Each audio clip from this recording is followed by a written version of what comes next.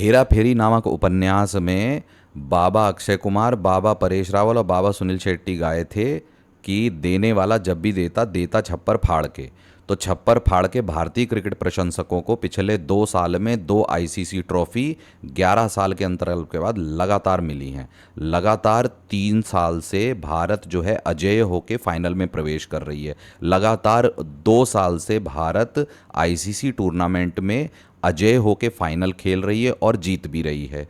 इसी प्रकार से चैंपियंस ट्रॉफी जो संपन्न हुआ है उसमें भारत की जीत के साथ साथ रिडेम्पशन पे रिडेम्पशन पे रिडेम्पशन, इतने रिडेम्पशन आर्क निकल के आए हैं। और किस प्रकार से जो तथाकथित जिंक्स था न्यूजीलैंड का, वो अब करीब करीब पिछले 2023 से लेके अब तक आईसीसी टूर्नामेंट का पूरा नेस्तनाबूत हो चुका है। हमने जैसा कि उम्मीद थी सबको फाड़ा, जो मिला उसको फाड़ा, और असल मायनों में अब हम कहलाएंगे चैंपियन, क्योंकि अब मिलेगी फुल इज्जत। जो आया है उसको मारा है, जिस तरीके से जीते हैं, जहां पे जीते हैं और जिनके कारण से जीते हैं, उसके प्रश्न चिन्ह लगाने वाले वो जाके अपने नितंबों पे थोड़ा कोयला मल लें, क्योंकि हमारा समय है, भारतीय क्रिकेट प्रशंसकों का समय है अभी इस चीज़ को फुल एंजॉय करने का। तो हम वो करेंगे। आ जाओ हवेली पे। हवेली पे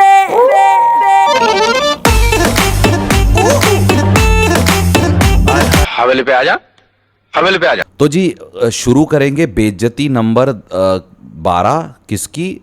पाईजान की। बियाबान रेगिस्तान लाहौर का मैदान जो था वो हो चुका था। वहाँ पे टीवी लगा के शायद 105 इंच का, वो भी ज़्यादा है, पर चलो कोई तो टीवी लगा के फाइनल करा के वो तसल्ली ले रहे होंगे कि हाँ भाई लाहौर में फ़ाइनल हो गया। पर असली फ़ाइनल जो है चैंपियंस ट्रॉफी का वो शुरू हुआ दुबई में। टॉस जीता न्यूजीलैंड ने। रोहित शर्मा मतलब मेरे ख्याल से 15 से 16, 14 से 15 टॉस हार चुके हैं, पर कोई बात नहीं, टॉस हारो मैच जीतो, अपने को क्या फ़र्क पड़ता है उसमें। जो अब उसमें भी जो रोना मचाते हैं उनको क्या ही बोलें कि भाई टॉस नहीं जीतता, क्योंकि टॉस तो क्या होता है कि वो फिर उसके लिए तो फिर आईपीएल कराना पड़ेगा। चलिए वो बाद में करेंगे। 251 रन बनाए हैं जी न्यूजीलैंड ने। और वो 251 कैसे बने हैं?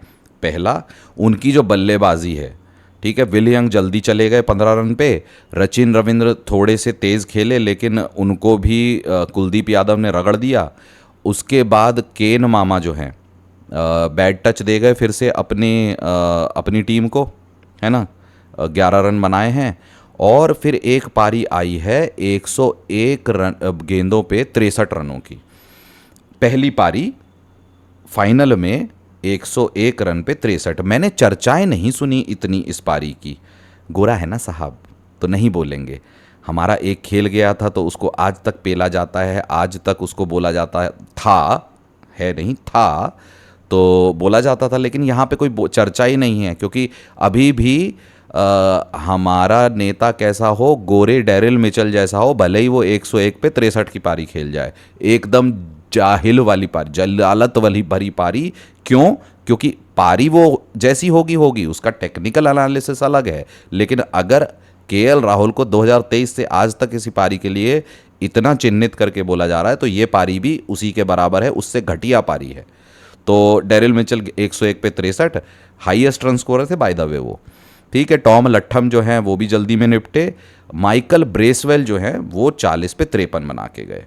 अब ये जो बने ना, ये थोड़े बहुत जो बने हैं 63, 53, ये कैसे बने हैं कि हमारी जैसा मैंने कहा कि भाग्य ने हमारा साथ दिया। कैसे? कि हमने तो कसर नहीं छोड़ी थी कुछ करने की। फील्डिंग बहुत ख़राब थी, बहुत ज़्यादा ख़राब थी भारतीय टीम की। कैच छूटे श्रेयस अय्यर द्वारा, और कुलदीप यादव ने रनआउट चांस मिस किया। बहुत सारा फील्डिंग में बहुत ज़्यादा वो थी। ये तो फील्डिंग अच्छी नहीं थी। फील्डिंग में मुझे लगता है 27 से 35 रन कम हो सकते थे, हमें 210 220 का टारगेट मिलता था। चलिए कोई नहीं, वहाँ पे हो गए हमारे लिए। शामी भाई की बहुत पिटाई हुई, ठीक है। और वरुण चक्रवर्ती और कुलदीप यादव ने 2-2 विकेट लिए, मोहम्मद शामी 1 विकेट लेके गए।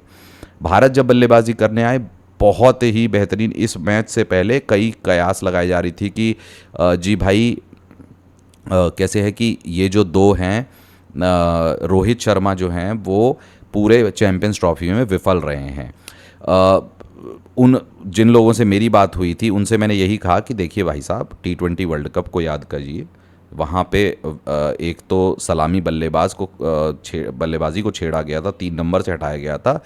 विराट कोहली पूरे जगह विफल रहे, लेकिन जब ज़रूरत थी पंचअप किया, 76 रन बनाए और आप उसके कारण जीते, वन ऑफ द रीजंस। इसी प्रकार से वही 76, रिमेंबर द नंबर, वही 76 रोहित शर्मा ने कल मारे और 100 की पार्टनरशिप लगाई। गिल थोड़े फंसे हुए लग रहे थे, टाइमिंग भी नहीं लग रही थी, शायद वही बिग मैच प्रेशर हो सकता है, वो तो ज़्यादा वही बता पाएंगे कि प्रेशर था या क्या था। पर पार्टनरशिप 100 रन की लगी, बहुत बढ़िया। 100 रन की पार्टनरशिप 251 रन में अगर लग जाए तो आप बहुत मजबूत स्थिति में आ जाते हैं। तो जी गिल आउट हुए, विराट आउट हुए, फिर श्रेयस अय्यर आए। श्रेयस अय्यर ने फिर एक बार पारी की बागडोर संभाली रोहित शर्मा के साथ, थोड़ी सी। रोहित शर्मा फिर थोड़ा सा उत्सुकता में वो भी 6 मार गए, क्योंकि 2 जगह ऐसा हुआ था जब शुभमन गिल के साथ खेल रहे थे रोहित शर्मा और वो थोड़ा बचाव में लगे हुए थे शुभमन गिल, तब भी रोहित शर्मा एग्रेसिव हुए थे, वो फलित हो गया। लेकिन जब शुरुआत में श्रेयस अय्यर आए तो थोड़ा सा वो भी धीरे खेले और रन रेट ऊपर जाता देख के रोहित शर्मा ने लगाए, वहाँ पे वो विफल रहे और वहाँ पे बच नहीं पाए तो आउट हो गए। उसके बाद अक्षर पटेल आए 5 नंबर पे, उन्होंने पारी खेली। इस पूरे टूर्नामेंट, पूरी श्रृंखला में अक्षर पटेल 5 नंबर पे आए हैं, अच्छा भी किया है। पर 5 नंबर से मेरी निजी राय में, ये मेरी अपनी निजी राय है, 5 नंबर का रोल इससे थोड़ा ज़्यादा है। उम्मीद है इससे थोड़ा ज़्यादा करेंगे आने वाले समय में जब वो 5 नंबर पे खेलते रहेंगे। फिर जी आए KL राहुल और उन्होंने और हार्दिक पांड्या ने मिलके इस मैच को ख़त्म कर दिया। ठीक है जी। भारत ने ये मैच जडेजा और उन्होंने, हार्दिक पांड्या भी आए, वो भी चले गए, लेकिन उन्होंने भी अपने हिसाब से काफ़ी अच्छा उस प्रेशर दिया। 18 पे 18 उन्होंने बनाए, 33 पे 34 KL राहुल ने बनाए और जडेजा और KL राहुल अंत तक रहे, उन्होंने मैच ख़त्म कर दिया। भारत ने 4 विकेट से मैच जीत लिया। सेलिब्रेशन शुरू हो गई। यहाँ पे रिडेम्पशन आर्क शुरू हुए। सबसे पहले जिनकी सबसे ज़्यादा आलोचनाएं हुए, सबसे ही ज़्यादा आलोचना हुए हैं, कोच गौतम गंभीर की जो सोच है इसमें कि आपके वरुण चक्रवर्ती को इंक्लूड करने का और 4 स्पिनर की रणनीति, ये जो उनकी सोच है, जो दुबई के मुतल्लिक उन्होंने टीम चुनी, कई लोगों को सवाल थे लेकिन वो सफल हुई। तो कोच का पहला ICC असाइनमेंट है ICC ट्रॉफ़ी का। टेस्ट में अभी भी सवालिया निशान हैं, उम्मीद है आगे करें, लेकिन ये ICC ट्रॉफ़ी में उनका रिडेम्पशन हुआ। जितनी आलोचनाएं उनकी 3-0 पे घर में हारने पे और 3-1 से BGT हारने पे हुई थी और श्रीलंका वाली श्रृंखला भी हारी थी, लेकिन यहाँ पे उनका भी एक छोटा सा रिडेम्पशन हुआ। उन्होंने भी सिद्ध किया कि ICC ट्रॉफ़ी में उनकी प्रक्रिया या उनकी रणनीतियाँ सफल हुई हैं, कारगर हुई हैं। रोहित शर्मा पे जी बहुत सवाल थे कि जी नॉकआउट में रन नहीं बनाते हैं, ये है वो है, फलान ढिमकान है और उनको संन्यास ले लेना चाहिए। ठीक है। तो रोहित शर्मा ने अब ICC के क्वार्टर फाइनल में मैन ऑफ द मैच जीता है, ICC के सेमीफाइनल में मैन ऑफ द मैच जीता है और ICC के फाइनल में भी मैच जीत चुका है। तो लो जी, तुम्हारा अब नॉकआउट वाला भी नहीं चलेगा। रोहित शर्मा कप्तान के तौर पे दूसरा ICC टूर्नामेंट जीत गए हैं लगातार, दूसरी बार। 4 में से 4 ICC टूर्नामेंट में उन्होंने कप्तानी की है। WTC को मैं नहीं मानता, क्योंकि मुझे ऐसा लगता है कि उनको पहले से मिल गया था फाइनल। चलिए, वाइट बॉल में भी 3 ICC टूर्नामेंट खेले हैं और 3 में से तीनों फाइनल खेले हैं और 2 जीते हैं। तो बहुत अच्छा कप्तानी के तौर पे उनका भी परसेंटेज चल रहा है, बहुत बढ़िया। उनका एक अलग रिडेम्पशन हुआ यहाँ पे। विराट कोहली फिनिश्ड हो गए हैं जी। BGT के बाद तो उनकी भी हुई थी, BGT का सबकी हो रही थी, लेकिन एक दिवसीय श्रृंखला थी श्रीलंका के खिलाफ, वहाँ पे भी वो नहीं चले थे तो भाई उनका भी था कि अरे फिनिश्ड ये वो फलान करा। एक शतक है, एक अर्धशतक है, 54 का औसत है, और भारत के मेरे ख्याल से second highest run scorer Virat Kohli हैं चैंपियंस ट्रॉफी के। ठीक है। केएल राहुल को 2023 से हर चीज़ में चिन्हित किया जा रहा है। वो खिलाड़ी एक मिस करता है रेगुलेशन विकेट कीपिंग का, उसके पीछे इस तरीके से बन जाता है कि वो मैच का मुजरिम फिर से बन गया। ऐसा नहीं है कि उन्होंने कुछ गड़बड़ नहीं की है, ख़राब नहीं खेला, उस पर उनकी आलोचना भी हुई है, लेकिन जितना बढ़ा चढ़ा के उनको किया जाता है इस सीरीज़ में, इस चैंपियंस ट्रॉफी में केएल राहुल का लगभग 140 का औसत है, 140 का, है ना। उन्होंने बांग्लादेश के खिलाफ अच्छी पारी खेली, न्यूजीलैंड के खिलाफ, पाकिस्तान के खिलाफ खेल, और जब सेमीफाइनल और फाइनल में कयास थी अंत तक रहे, जिसके लिए उनकी सबसे आलोचना थी, सेमीफाइनल फाइनल में अंत तक रहे, मैच ख़त्म किया, सी थ्रू किया। और उनका भी रिडेम्पशन है कि किस प्रकार से भाई साहब, आप जिस खिलाड़ी को आप बोलते थे कि अंत तक जाना चाहिए था, ये हरवा दिया वो हरा दिया, उसने एक ही चैंपियंस ट्रॉफी में 2 नॉकआउट में भारत को सी थ्रू किया अंत तक कि भैया मैं रहूँगा और मैं जीतूंगा। उनका भी एक रिडेम्पशन है। श्रेयस अय्यर, जिनको कॉन्ट्रैक्ट तक से हटा दिया गया था कुछ एडमिन इश्यूज़ की वजह से, वो खिलाड़ी आपके डोमेस्टिक के सारे टूर्नामेंट जीत चुके हैं। श्रेयस अय्यर सारे डोमेस्टिक के टूर्नामेंट जीत चुके हैं, और इस चैंपियंस ट्रॉफी में भारत के सर्वाधिक रन बनाने वाले खिलाड़ी बल्लेबाज श्रेयस अय्यर हैं। 4 नंबर की समस्या जिस प्रकार से श्रेयस अय्यर ने रिजॉल्व की है भारत की, वो बहुत काबिल तारीफ़ है।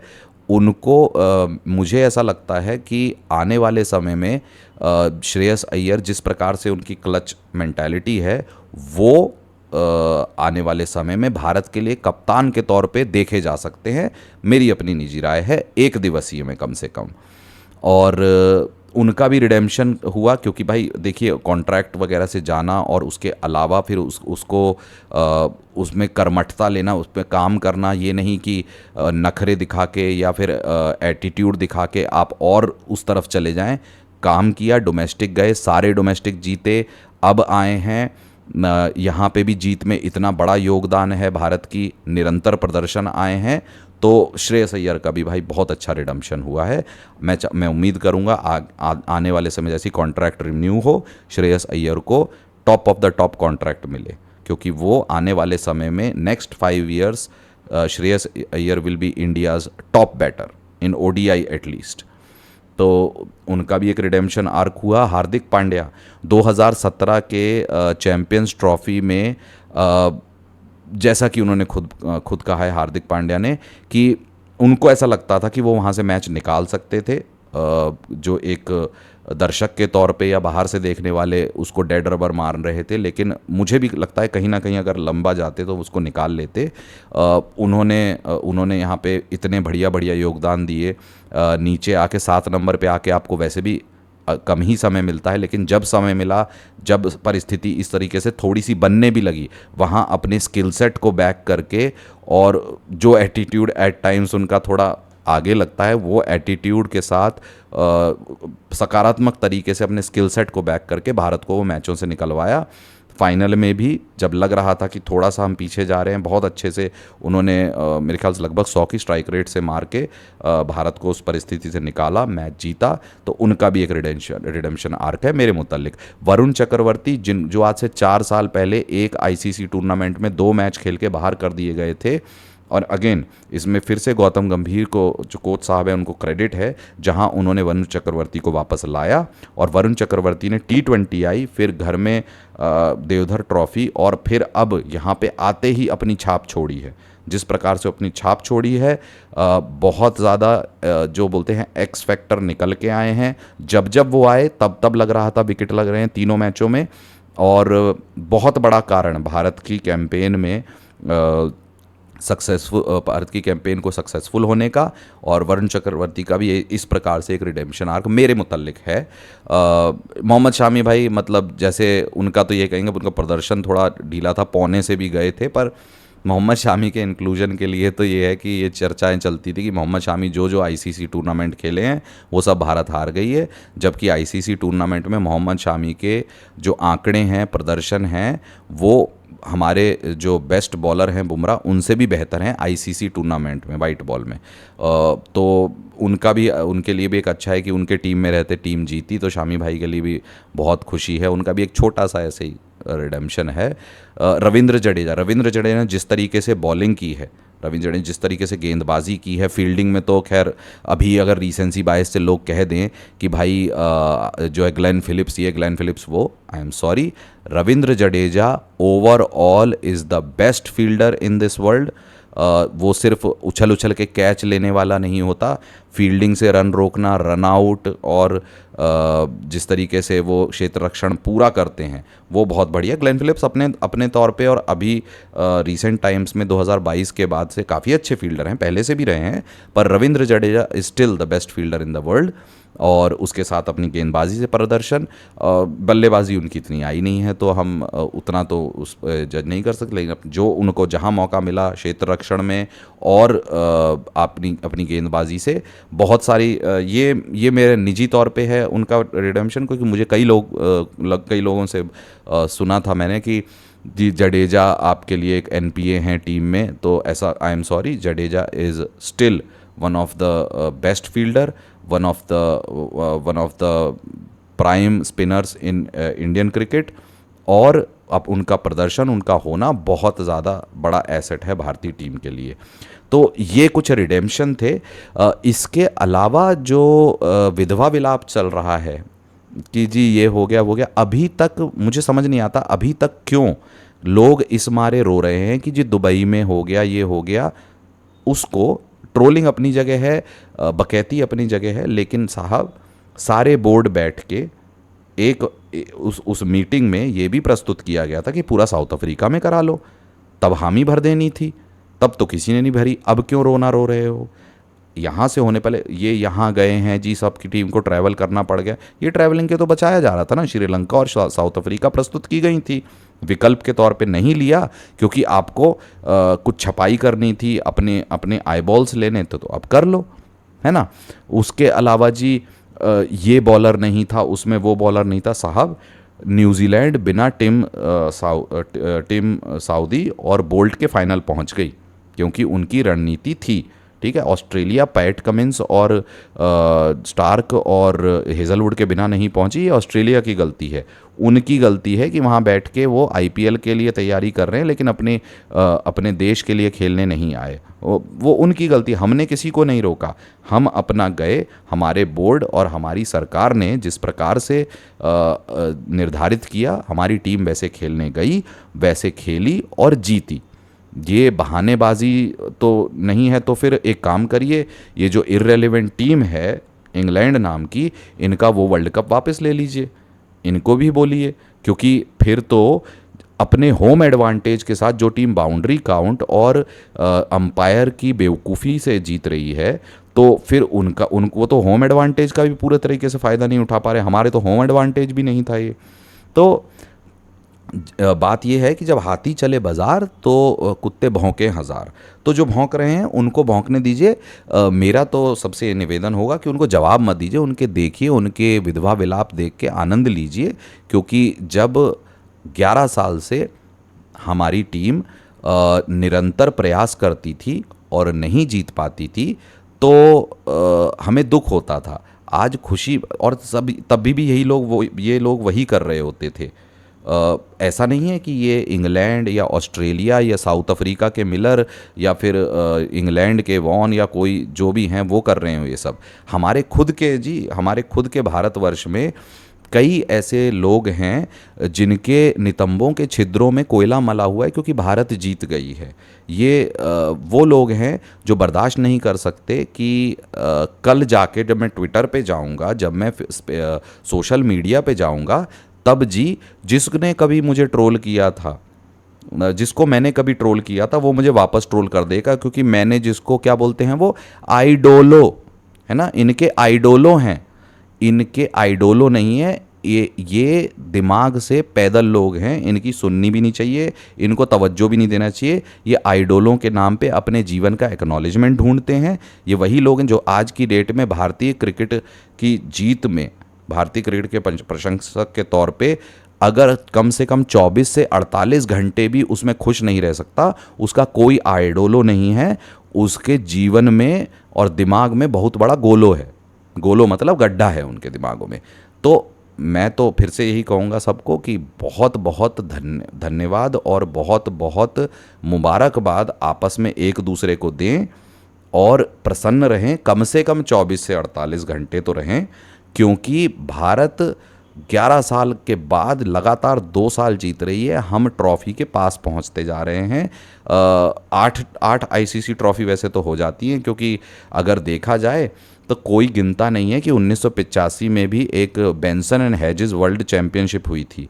अगर हम आईसीसी नॉकआउट को, मिनी वर्ल्ड कप को आज चैम्पियंस ट्रॉफ़ी की तालिका में गिनते हैं और Benson and hedges world cup को अगर आईसीसी ट्रॉफ़ी में गिनते हैं, तो फिर भाई 1985 की वर्ल्ड चैम्पियनशिप सीरीज़ जो बेंसन हेजेस द्वारा प्रायोजित थी, जो वर्ल्ड चैम्पियनशिप है, उसको भी चैम्पियंस ट्रॉफ़ी में गिनना चाहिए और हमारी 8 ट्रॉफ़ी होनी चाहिए।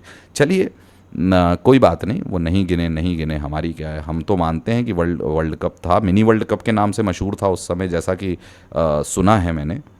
तो कोई बात नहीं, फिर भी ट्रॉफ़ी का सफ़र हमारा जारी है। मैं उम्मीद करूंगा कि हमारी युवा ब्रिगेड अगले साल और ट्रॉफ़ी जीते, उसके बाद 27 में और ट्रॉफ़ी जीतें। रोको का ये जो समा है चलता रहे। इनकी भी एक अलग विडंबना है कि जब ये अपने पीक पे थे, दोनों के दोनों अपने पीक पे थे, तब नहीं जीते। लेकिन जब अब मोटा माटी सबको पता ही है कि जब ये अपने करियर के अंतिम चरणों में हैं, 1 साल, 2 साल, 3 साल, 4 साल, ये किसी को ज्ञात नहीं है, वो वहाँ पे सक्सेसफुल हो रहे हैं, तो शायद ईश्वर भी इनको इनकी कर्मठता और जो सेवाएं इन्होंने दी है उनका परिणाम दे रहे हैं और इनके खुद की मेहनत भी रंग ला रही है, वो भी बढ़िया है। अच्छा, उस पे कई लोग जो है रिटायरमेंट मर्चेंट बने थे, पत्तलकार, तिलचट्टे और चिरकुट विशेषज्ञ। मुझे पता है, मैं जानता हूँ, मैंने ये कहा है, वो कहा है, गधे के नितंब में चले गए इनके सारी जानकारियाँ और सारे इनके दावे, है ना। एक सत्य नहीं हुआ, एक रिटायरमेंट नहीं हुआ।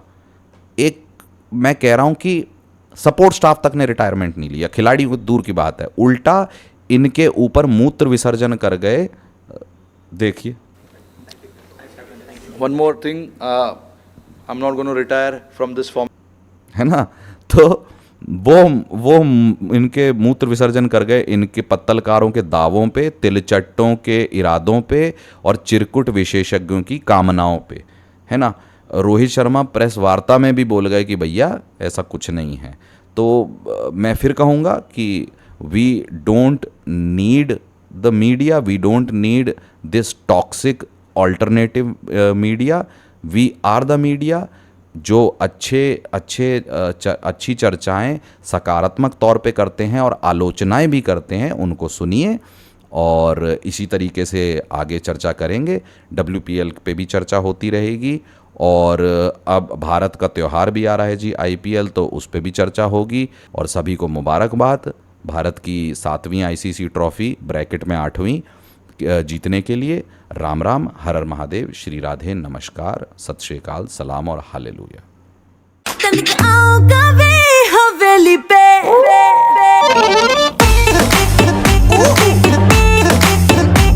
हवेली पे आ जा, हवेली पे आ जाना। हाँ? हवेली पे